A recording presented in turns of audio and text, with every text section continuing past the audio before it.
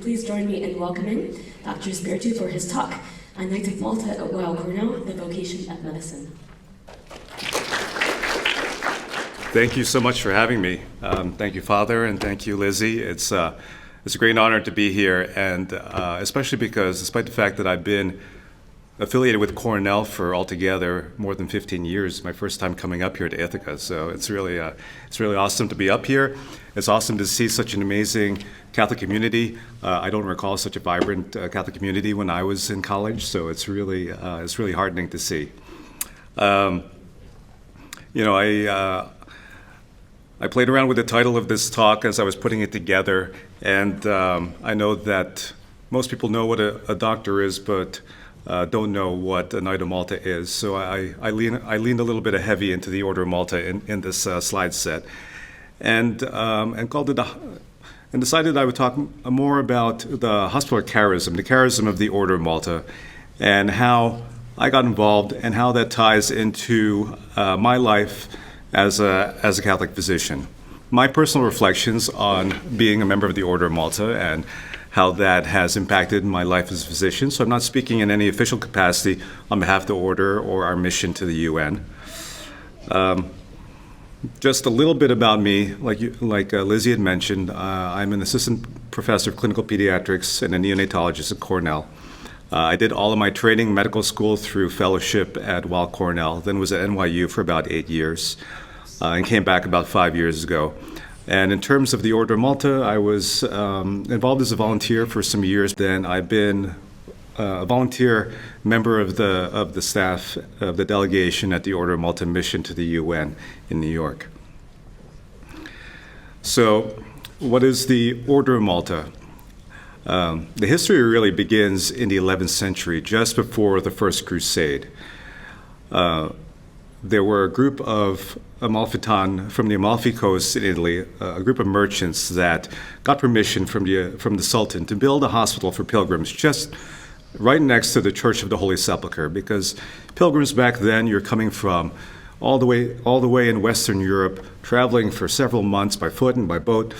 By the time you got to Jerusalem, very often you were half your weight, sick, without money, and in need of some sort of medical care, hospitality. So these merchants got permission to build a hospital.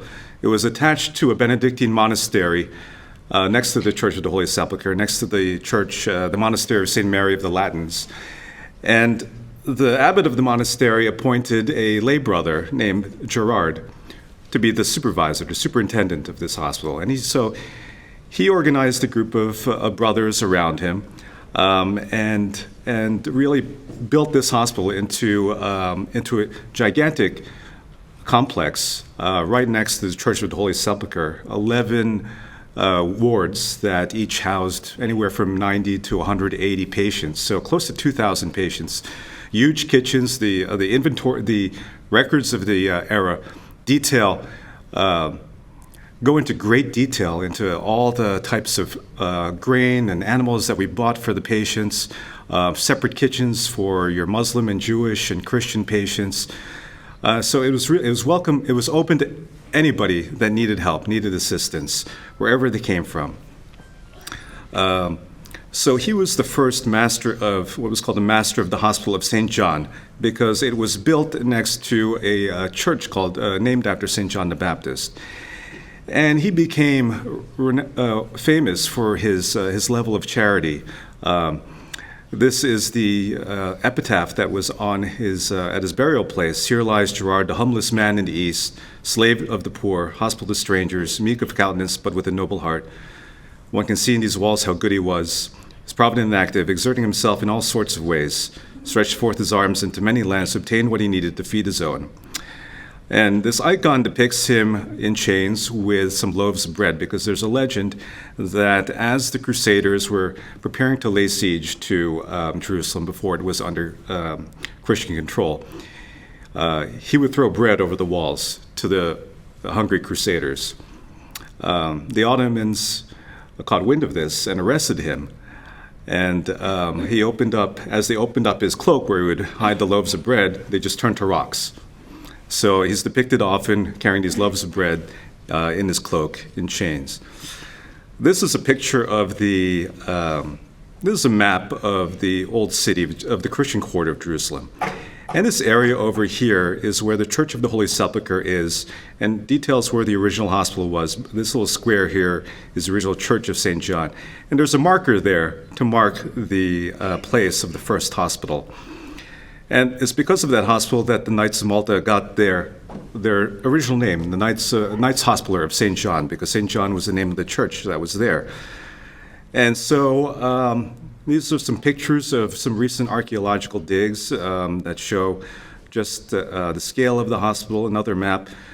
This whole area here is actually called Muristan, which means, or it comes from the word Bemaristan, which means hospital in the Arabic of those days. So it was so well known that they named the entire area of that Christian quarter after it. Over time, the Crusades happened, and the Kingdom of Jerusalem came under Christian control. This started to transform the order, because now there was continuous fighting. More and more pilgrims were coming from the west. These knights who had built hospitals and hospices to shelter these pilgrims and take care of them now needed to escort them to make sure that they got to Jerusalem safely. So many of the members of the order who were already trained as knights when they were in Europe started to form armed escorts for the pilgrims. And so you see depicted here some of your knights in religious garb, some in military garb. And then some years later, in 1113, was this papal bull from Paschal II. The hospital had become a huge operation at this point, and it could no longer depend on the original Benedictine abbey of which it was attached. So Gerard petitioned the Pope to create a separate order, and so the Pope granted it in 1113 with this bull, making it its own entity, answerable only to the Pope. And it's, few people realize that it is actually the third oldest religious order in the church. In terms of, this is a picture of the rule of Blessed Raymond, who was the second master of the order, and it was penned in the 11th century. And before then, the other religious orders were the canons regular who followed the rule of St. Augustine, the monastic orders who followed the rule of St. Benedict. And 200 years before the mendicant orders, like the Franciscans and the Dominicans, the military orders are founded, like the Order of Malta. Other ones that are famously known are the Knights Templar and the Teutonic Order, all founded around this time in Jerusalem.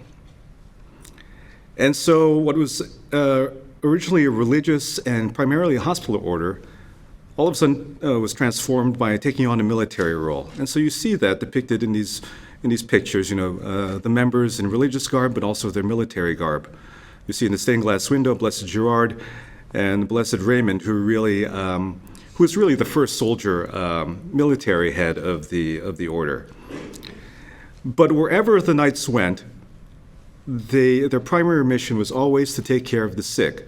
So they built a hospital wherever they went. So in the next few slides, I kind of just pair pictures of hospitals and fortifications. This is a picture of the hospital that was built in Acre, the last outpost of the Latin kingdoms in the Holy Land before they left. This is a famous castle in Syria called Crac de Chevalier, which the order built back during those days. Eventually, they were kicked out of the Holy Land as the Muslims retook Jerusalem and then Acre. And the knights first went to Cyprus for a little bit, but then went to Rhodes, where they took over for about 200 years. And like I had mentioned, first they built a hospital. This is a picture of the old hospital there in Rhodes, as well as fortifications. Because wherever they went, despite the fact that they were now mostly known as a military order, they never forgot that their primary role was to take care of the poor and the sick. Even if you were on, these were men who were monks, nurses, and military men at the same time. So your week was scheduled with obviously lots of time for the office and for mass and prayer, Then you had to practice your military skills, and then you had your assignment in the hospital. You needed to take care of the sick. You needed to wash their wounds or feed them. Everybody, from the lowliest knight to the Grand Master, had their assigned time in the hospital to take care of the sick. And it was at Rhodes that we took on our primary patroness, or the title of Mary that we venerate her by, which is Our Lady of Philermos, because there was an icon that was in the monastery on the hill of Philermos that the knights grew to be very devoted to. And to this day, we are under the patronage of Our Lady of Philermos, this icon over here. So the knights were in Rhodes for several hundred years. The Ottomans tried to kick them out for several times before they ultimately succeeded in about 1523. It was during this period that the knights took on an even more military role because in their position in Rhodes and the Mediterranean, the Ottomans trying to constantly invade Europe from there, they became a very powerful navy and continued that role when they were given Malta by Emperor Charles V in 1530. Again, built fortifications, but also built a grand hospital, what was called the Sacred Infirmary. And he also built magnificent buildings like this one.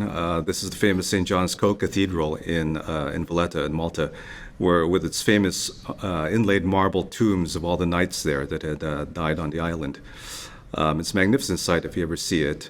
One of the more less reputable knights, Caravaggio, painted a number of paintings during his stay in Malta before he was kicked out.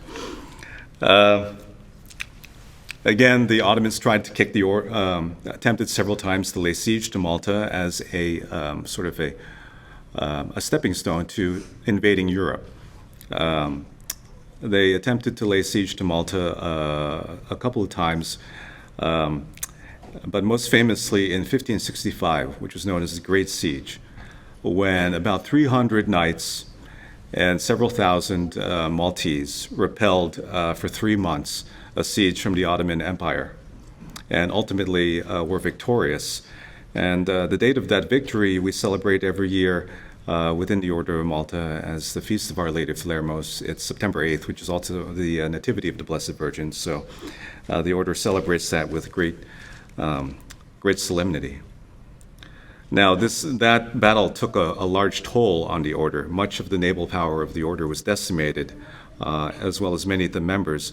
And so, despite that, several years later, at the Great Battle of Lepanto, which more people are familiar with, the Order still took part with 3 of its galleys as part of the large fleet of the Holy League, which ultimately was victorious over the Ottoman Empire and put an end to their plans to take over Western Europe. It's during this period in Malta, too, that few people know that the Knights played an important part in aiding the U.S. during the Revolutionary War. About 20 Knights of Malta were actually fought on the side of the Americans during the war against the British. All of them French. The French were allies of the United States. These are 2 notable ones. One is Admiral de Grasse on the top, who led the fleet that prevented the British from landing at Yorktown. The Baillie de Suffren over here, who was part of the fleet at the naval battle at Savannah. So significant, actually, and people don't know about this. So significant was the contribution of the Order to the fledgling country that Benjamin Franklin himself wrote a letter to the Grand Master in Malta, Grand Master de Rohan, thanking him and presenting him with a gold medal from Congress to thank him for the aid that the Knights had given the fledgling nation. Unfortunately, Napoleon came along at the end of the 18th century and kicked the Knights out on his way to invading Egypt. The Knights sought refuge in Russia for a brief period where the Emperor, the Tsar Paul, although he wasn't a Catholic, made himself the Grand Master of the Order. But that didn't last very long. But it did allow the Knights to survive until they settled in where we are headquartered now, which is in Rome. There's some of you who may have been to Rome or may have seen pictures of this famous keyhole at the Grand Priory of the Order on the Aventine Hill. It's famous because you'll see a lot of tourists waiting in line to peer through it, because they say you see three countries through it. You see the gardens of the villa there of the Order of Malta. You see Italy behind that, and then you see the Vatican City and the dome there. The other headquarters of the order is is near the Spanish Steps, the Via Condotti. And I put this picture here because just to highlight that wherever the Knights went, they never forgot their primary mission, which was to take care of the sick. So in this palace, around the corner is the door to the free clinic that the Knights provide to the poor of Rome.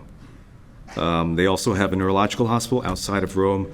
There's a first aid post within Vatican in St. Peter's Square, where the order aids sick pilgrims. This is one of the medical golf carts there that brings anybody that needs medical attention to the clinic there.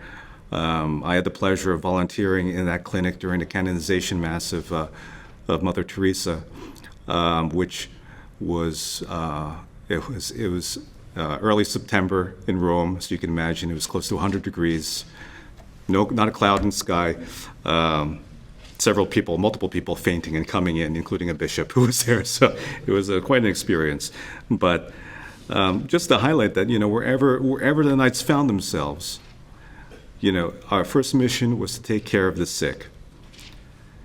And that's why that's part of the reason why the order, unlike the other military orders, has survived this long, despite the fact that we haven't had a military mission since the end of the 18th century.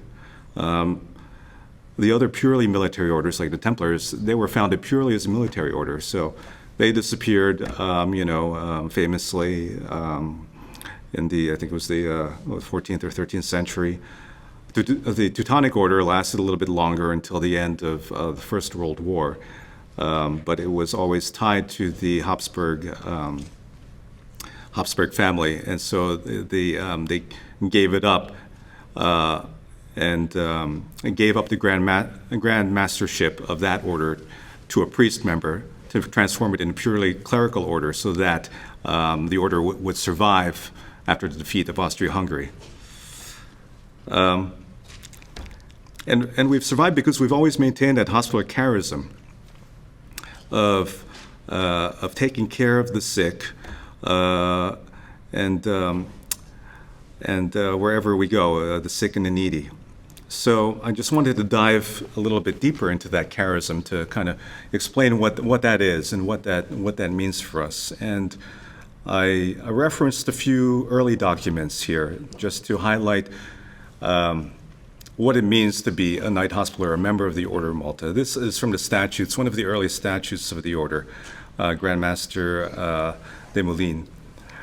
Wheresoever there are hospitals for the sick, that the commanders of the houses should serve the sick cheerfully, and should do their duty by them, and serve them without grumbling or complaining, so that these good deeds may deserve to have their reward in the glories of heaven. And another excerpt from statutes in the 13th century.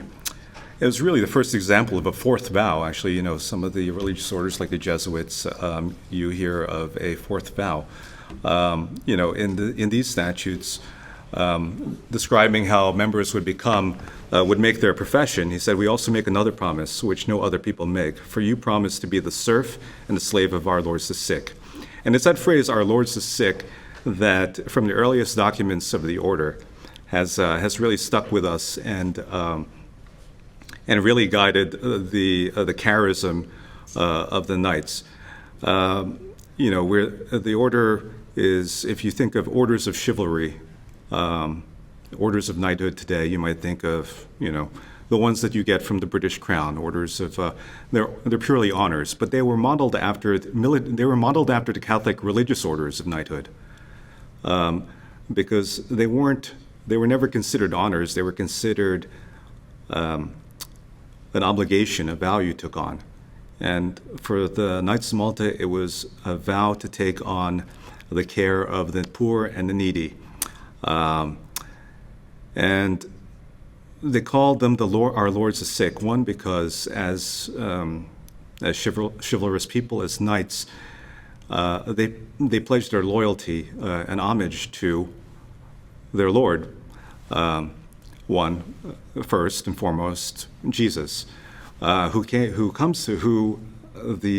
members consider as coming to them in the form of the sick and needy, the pilgrims, the sick people, anybody that needed their hospitality.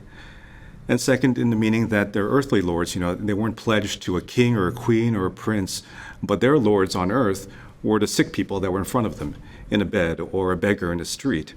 And so that phrase is, to this day, how the members refer to the people that we serve, our lords the sick, our lords the poor. And we still maintain we also maintain the charism of defending Christianity, defending the faith, albeit not with any swords anymore, no more naval ships. We don't do battle, against armies. But it's still part of the twofold mission of the order. In Latin, it's tuitio fide et obsequiam pauperum, to defend the faith and serve the poor. And so part of the daily prayer of the members is to practice and defend the Catholic and Apostolic faith, and to practice charity towards their neighbors, especially the poor and the sick. I wanted to highlight, I'm not going to read all of this, but I think this also exemplifies some of the charism of the order. This is Blessed Adrian Fortescue, who was an English knight, a married man, a layman. He was a Knight of the Bath and a Knight of the Order Malta and a Dominican Tertiary. And he was martyred under Henry VIII for refusing to recognize Henry VIII as head of the church in England. And when he found his breviary after he was martyred, in the margins throughout the breviary were written these maxims that I think exemplify the type of chivalry that is at the core of the charism of the Hospitallers. Above all things, love God with all thy heart. Repute not thyself better than any other person, be they never so great sinners, but rather judge and esteem thyself most simplest. Pray often, resort to God every hour. Advance not thy words or deeds by any pride. Show before all people a good example of virtues. Be diligent in giving of alms. Give fair language to all persons, especially the poor and the needy. Be pitiful to poor folk and help them to thy power, for then thou shalt greatly please God. So it really, I think, exemplifies the humble and loyal service, the humility of the knights, and their loyalty towards serving the sick and the poor. The other aspect that is important to remember is that always remained a religious order. So I haven't taken, the majority of knights like myself have not taken any vows. But the core of the order are a small subset of professed knights who take all three vows of poverty, chastity, and obedience. And without them, we would just be an NGO. But for 1,000 years, these knights have remained the core of the order. And this is actually our current Grand Master, who actually is from New York, the first non-noble Grand Master of the Order of Malta in 1,000 years.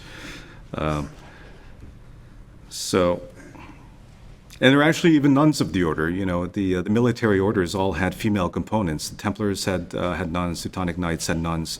And there are nuns of the order that are canonically separate from the Order of Malta now, because you can have male superiors of female religious orders, but they've survived through the centuries, maintaining the same mission. And following the spirituality, which has over the years been a school of saints. I think there have been numerous saints that have been members of the order. These are two early ones. The earliest ones were actually female members, Saint Ubaldeska, Saint Fleur of Belleau, and more modern ones like the Emperor Karl of Austria, Cardinal Clemens von Galen, who was outspoken against Hitler's euthanasia of disabled people. And because of that, because of maintaining that religious charism and hospitality towards the poor and the needy, the order has been able to survive beyond its, initial military days and expand from just Europe back in the 12th to 13th century to 120 countries over the world, where the order runs clinics, nutritional centers for the malnourished, psychosocial centers, mobile dispensaries that go into war zones, maternity hospitals, homeless shelters. These are pictures. This is a clinic attached to the cathedral in Oakland, California, that the order runs, a free clinic. There are some countries where ambulance corps are run by the Order Malta, like in Ireland and in Austria.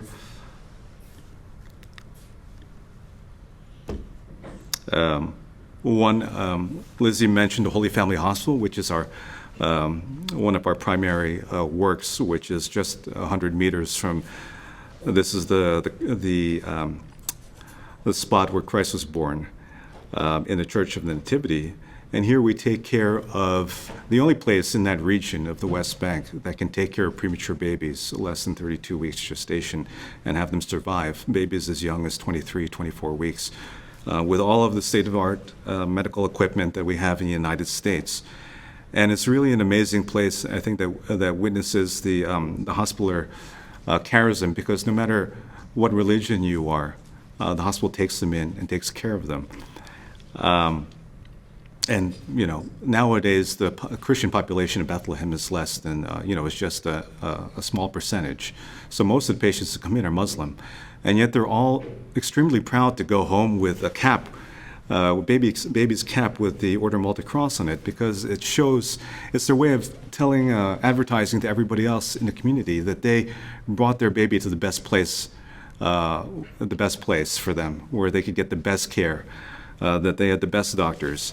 And it's I think it's a powerful evangelical witness of just Christian charity and love in a place where we all know, sadly, there's a lot of strife. The Order's disaster relief, humanitarian assistance, social development around the world. One of the most important things that the young people in the Order do these days is work with the disabled. This is a picture of the summer camp, or not a summer camp, it's a year-long in Lebanon. When the Knights would escort pilgrims from the coast of the Mediterranean to Jerusalem, they would call them caravans, with a military escorting the groups of pilgrims. When they went to Rhodes and Malta, that word was adopted to mean the 2-year training period of a knight on the galleys, on the ships of the Order. It was called their caravan. Now for us, the Order Malta uses that term to describe a period of service that young members or young volunteers of the Order spend in Lebanon, where they take care of disabled youth in a camp where they take care of all their needs, from helping them bathe and use the bathroom, and playing sports with them, teaching them, accompanying them with in their daily lives. This is a picture of, for almost 40 years now, the young members of the Order Malta, volunteers, people in their late teens, 20s, 30s, have done summer camps for disabled youth in a different country in Europe every year, where about 100, 200 disabled youths come in for a week, and another 400, 500 volunteers come and take care of them for the whole week, playing games with them. I went about 10 years ago, and it was an amazing experience, because you have young disabled people doing things that they wouldn't imagine doing at home, like climbing trees or canoeing or jet skiing, with the help of members of the Order. And then every night, it's kind of funny to describe, but amazing, I think. Every night ends with, after prayers, basically a party, a disco. One of the young volunteers DJs. And then, in that first day, when nighttime comes, you see how the difference between the disabled and non-disabled people there just disappears. Everybody's just dancing with each other, having fun, making friends, and it's really transformative. And it's one of the most important works that I think the younger volunteers and members of the Order do. Obviously, aid to migrants and refugees. The Order mobilized several tens of thousands of volunteers to the border of Ukraine when the war started. Our medical teams were embedded with the Italian Coast Guard in the previous decade, when a lot of migrants were coming from Libya and North Africa, rescuing them, providing them with medical care. and care for the homeless. This is a picture of our group back home in New York, preparing bags for the homeless, and then we, which we do periodically, and just walk out in the street and just interact with them, provide some fellowship, and because and just some human interaction, which is more important than the sandwich and banana that we put in the bag, which is really just an excuse for us to kind of just be able to look them in the eye and talk to them face to face. Again, because recognizing that this is Christ coming to us in the guise of the poor and allowing us to love Him and serve Him that way. And then I think this is the most important part for every member of the order or volunteer is yearly members from all over the world go to Lourdes the first weekend in May, and this is something that the order began to do in the previous century, and really revived our age-old, our mission from a millennia ago of protecting pilgrims on pilgrimage, and especially those who are sick. And so members and volunteers of the order from all over the world will bring in, you'll see it's probably several thousand, 1,000 at least, sick people from every country around the world, escorted by members of the order. So you'll see thousands of people in uniform with this 8-pointed cross, just taking over Lourdes for a weekend, and are at their service, basically, anything they want. And you see people who in their daily lives are business executives, professors, doctors, whatever, European nobles, just pulling a cart with a disabled person on it, or helping somebody go to the bathroom and wash themselves. And so how does that all relate to me as a doctor? I think it's really that I take care of sick people all the time. But I think having been experienced, being involved with the Order Malta for more than 10 years now, just experiencing that hospital charism, and it's really been I always say that I've gotten more from it than I ever put into it. All the volunteering, all the service work, because you get so much back, and it's just to reinforce that. It's a very simple kind of spirituality, I think, in that it just continues to teach you to recognize God in the people who are needy and need your help, whether they're a poor person, on the street, or a sick person that I see day to day in my professional life. I've traveled to the Holy Family Hospital in Bethlehem a number of times. Sadly, I was supposed to go this past November, but then the war started, and so I'm not sure when I'm going to be able to go back. Although I'm hoping to, sometime in the near future. Serving the sick in the hospitals of the order, accompanying disabled youth. At the summer camps. This is a picture of one of our summer camps that we just started here in the U.S. This is actually in upstate New York, near Siena College. So that was just 2 years ago. It just continually reminds me personally that of 25th chapter of Matthew, that. Of when I was sick, you visited me. When I was naked, you clothed me. And every aspect of work with the order just reinforces that in my spiritual life, and it becomes a way, and it's a way of it's helped me to make my daily work, taking care of patients in the hospital, in the secular world, a way of a means of prayer, because I can call to mind that I'm meeting God in the sick baby I'm taking care of, or the weeping mother who's crying over her baby that is critically ill or dying, and these are all moments of grace and where it's possible to offer some worship to the Lord. So these are just more pictures this is a more, maybe a more exciting aspect of the Order of Malta that people are curious about. So I threw a picture in there. We have, because of our history, even though we lost the island of Malta to Napoleon at the end of the 18th century, we still retain sovereignty as a kind of holdover from a previous definition of sovereignty before there were nation states. And so we have diplomatic relations with 110 countries, or actually more now, who exchange ambassadors with us. There was a CNN article just last week about how it's the rarest passport in the world. I don't have one. It's our ambassadors and, the high officers that have one. But, we have this role at the UN. We don't claim to be a country. We don't have territory anymore. We have 2 little villas in Rome that are extraterritorial, but that's not a country. So why do we even bother with this? Because it allows us to use, it allows us in those countries where we have diplomatic relations to use that level of interaction with the government to allow our aid workers to go in and do stuff. And 2, it allows another voice to speak on behalf of the vulnerable and the needy on the world stage. And so those are the things that I'm lucky enough to be part of our delegation there, that usually I'll speak on things that have to do with health or children. But anytime there's something of import on the world stage that causes suffering, we make it a point to make a statement.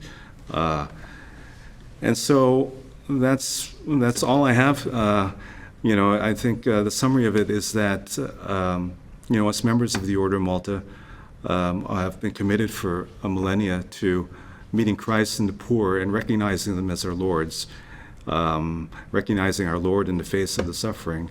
And that has had a profound impact on my life professionally, because it's allowed my faith to grow, and seeped into my professional life as well, because, being part of a community is important, and which is why it's so heartening to see a community of believers here gathered together so frequently, because it's also a community, a fraternity of people that reinforce that spirituality within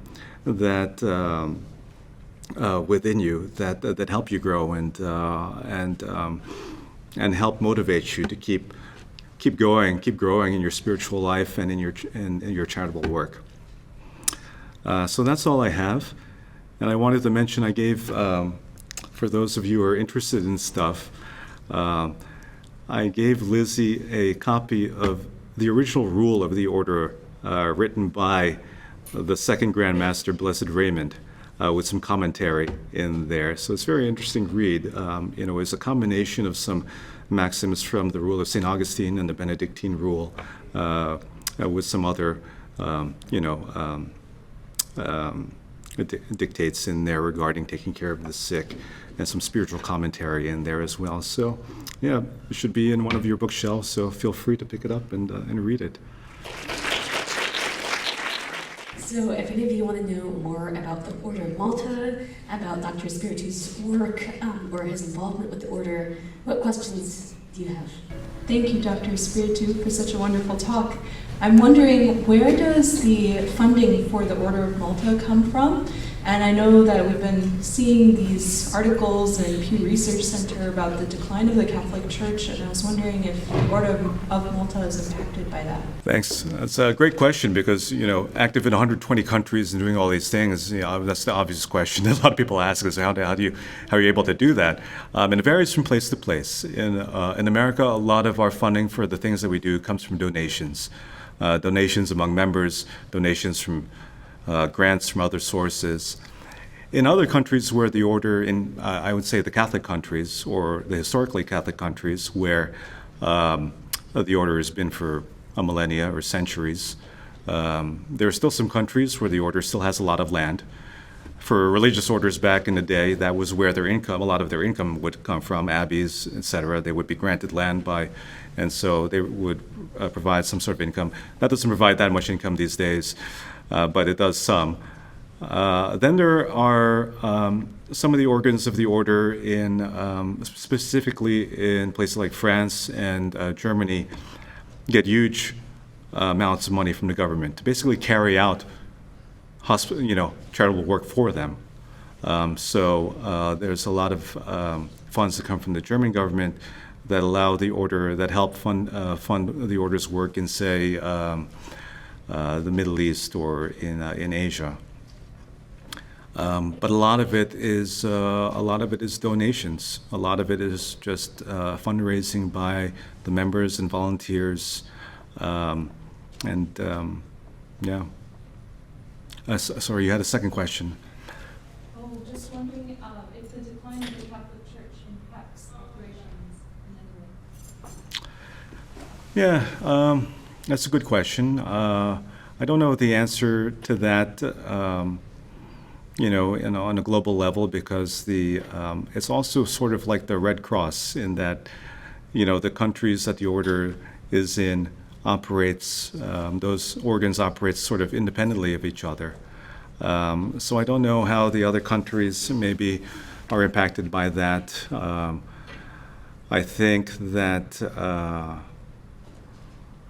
I don't know, maybe this is anecdotal, but I feel like in my experience in the U.S., we see a lot of our young Catholic communities flourishing.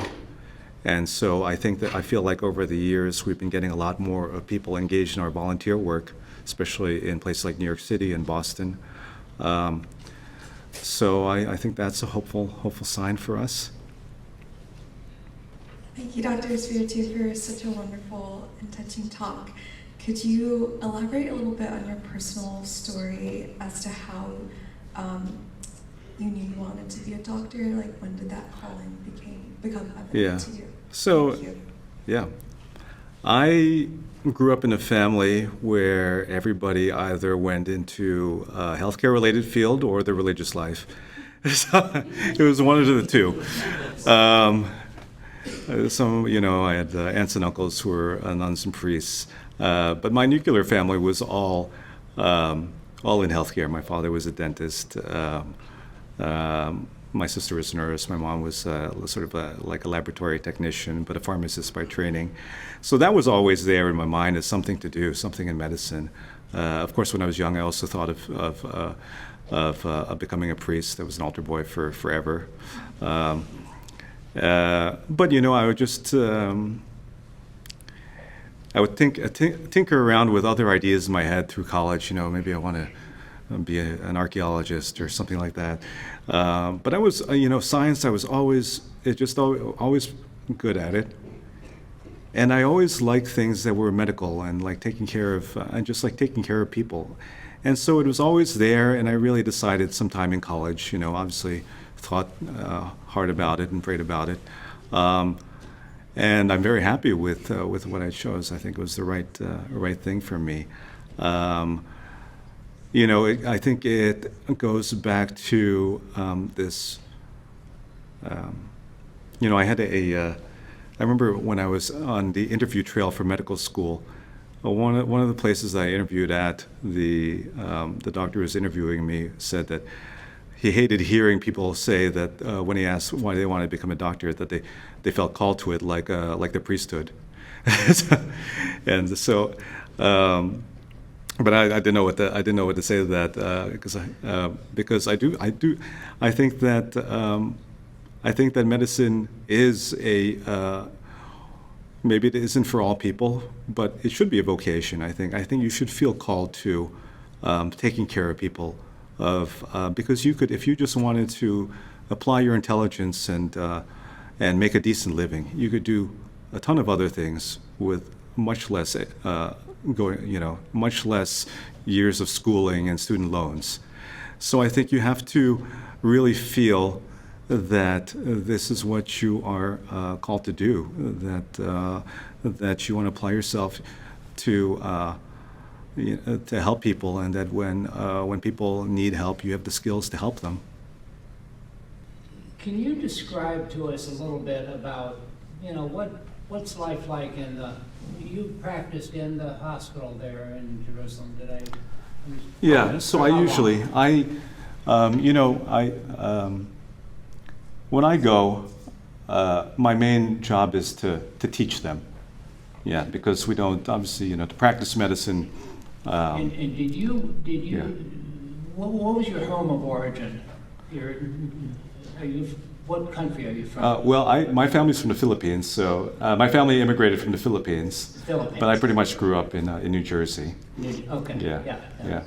So my question is, what does what does life look like in the hospital? Who yeah. staffs it? Yeah. Is it people from Bethlehem, people from Jerusalem? Is it Jews, Muslims, mixed? Yeah. Give us a little That's a great picture. question, yeah. And No, I the would- person wanted Yeah. to go to medical Yeah. school and Yeah. take a summer and go to Israel and Jerusalem and work in the hospital. How would they do it? So that's a great question. It's really one of the reasons why the hospital is so important for a work of the Order of Malta and in general is because I had mentioned before the declining population of Christians in that part of the Holy Land. Where maybe, a century ago was the majority of people in Bethlehem, and then maybe a few decades ago it was maybe 20%. Now it's maybe like 2% of the people there. Because Christians had always tended to be the more educated people there, had a higher degree of income, and if they could leave, they would leave. So having the hospital there, employing Christians, whether they're nurses or doctors or orderlies or janitors, technicians, it allows, Still the case? yeah, it helps provide, helps to maintain that presence because that keeping the Christians there in a place where Christ was born is, I think is important. But it is a mixed staff of Christians, not just Catholic Christians. Catholics tend to be the minority of Christians there. Most of them are Orthodox. So Catholic and Orthodox Christians and Muslim workers also working side by side, and that's another example of just peaceful coexistence and charity towards one's neighbors. Who sets the atmosphere in the hospital? Is it your Order of Malta? Yeah. The CEO and chairman, or? Yeah. So the Order of Malta has there is a board of directors just for the hospital, and there is usually a French member of the Order of Malta is sort of the superintendent of the hospital, who serves a term there to maintain its character as a Catholic hospital. And there's an international medical board that oversees it, an international board of directors. There's an international board of directors of the foundation that funds it. The Order of Malta has an ambassador in Palestine who technically has oversight over it to maintain its mission as well. So to keep it as a lighthouse of Catholic values and ethos there. Is it able to maintain that? Yeah, they've been able Because to. in this country, the medical profession is under Oh yeah, siege absolutely. with No, it's One Zoom question. Yeah. I'm going to move to it. So I'm going to take one last question just because I know it's getting late for y'all. Okay. So can we take one Zoom question and then one last student question? And then I know you all have homework and stuff to do. Hi, so we have a Zoom question from Sure. Cynthia, and it's actually a few questions, Sure. so I assume you'll respond however you like, but Cynthia asks, how do you decide which country/place to go help in, or do you await invitation? Are you in competition with the Red Cross or in collaboration? Will both be in the same place, or will you not cross each other's path? Thank you.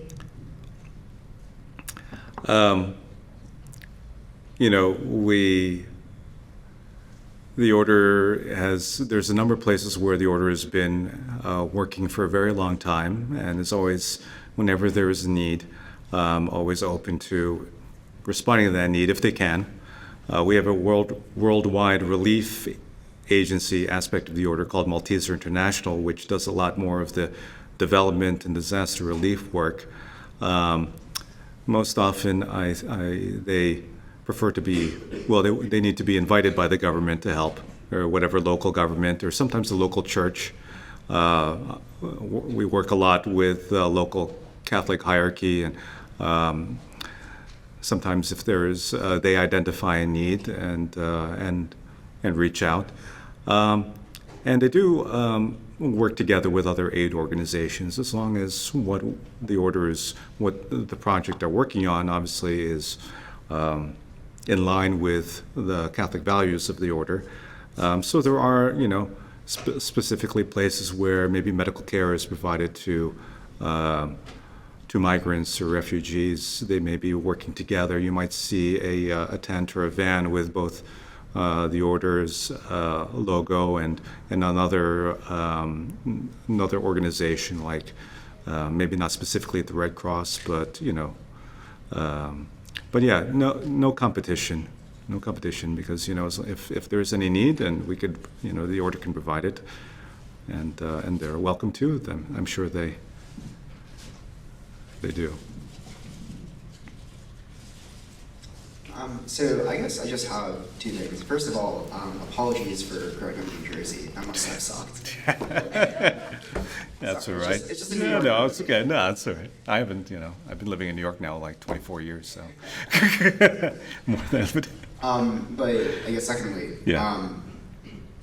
Something that I think, especially the undergrads see over here, Mm-hmm. and not just here, but at a lot of other, I guess, for lack of a better term, elite colleges, is that students today, and I'm sure this has been a trend for a while, but especially today, who are going along a pre-medical or medical track are generally looked down upon because of the fact that for many of them, they're seen as not having the greatest of intentions, to say the least. I won't detract from anyone, but I'm sure that anyone or any student here who has either had to deal with a pre-medical, a pre-health, or a medical fraternity can probably tell you that they did not have a good experience. Especially, I guess as we see, the number of people that are pursuing the medical field, I guess, for potentially suspicious reasons, maybe for lack of a better term, as that maybe becomes a more popular thing, if you will. Mm-hmm. How do you expect the Order of Malta to respond, and B, how would you want us, whether we're pre-medical or not, as Catholics and as Christians in general, to respond to this quite dangerous trend? Could you clarify a little bit the trend of? I guess people going into the medical field for the wrong reasons, or people that are better off maybe in politics coming into this field. Yeah. You asked about the Order of Malta first, and so I want to, separate from medicine specifically, the order, things like the Order of Malta. There are similar things out there also where I think there's this, in the mind of people, there's a prestige, and I think this maybe carries over into medicine also, a prestige that people associate with it and strive and go after. And like you said, maybe not the right reasons. And I think a lot of us that are involved with the order see that in people that come through. From my own experience, I think that sometimes, at least from the perspective of the order, maybe people come in just because their family's been, their parents were in it and they do it. Maybe they're not the most church-going people, but they start going. And for me, my perspective has been, I hope that, I hope that them being exposed to it, at the least, seeps into them spiritually.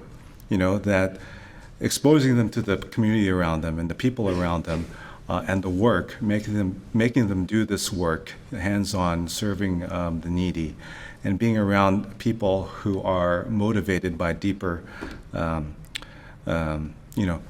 ideals, deeper motivation spiritually.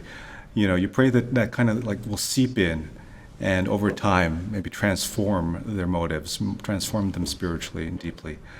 I don't know if the same applies to medicine, because there's a different, it doesn't have that spiritual component, but I think that within medicine, people kind of self-select after they go through medical school. If you actually care about taking care of people or doing things hands-on with people, you'll continue along with it. You'll choose a people, you know, like facing subspecialty. If you decide that you really don't like talking to people, you know, somebody will leave medicine to go in consulting, or they'll go to the radiology reading room or the pathology lab, you know. So I think people, you know, I do hope that, you know, over time as you go through training in medicine, you know, people realize the sort of spiritual aspect of it, but that doesn't necessarily happen. And you do have a lot of people with bad, you know, personalities in medicine, of course. But like I said, I think most of them self-select into what they should not be doing. So thanks again so much for coming this evening, and please join me in thanking Dr. Espiritu again for this really lovely talk. Thank you.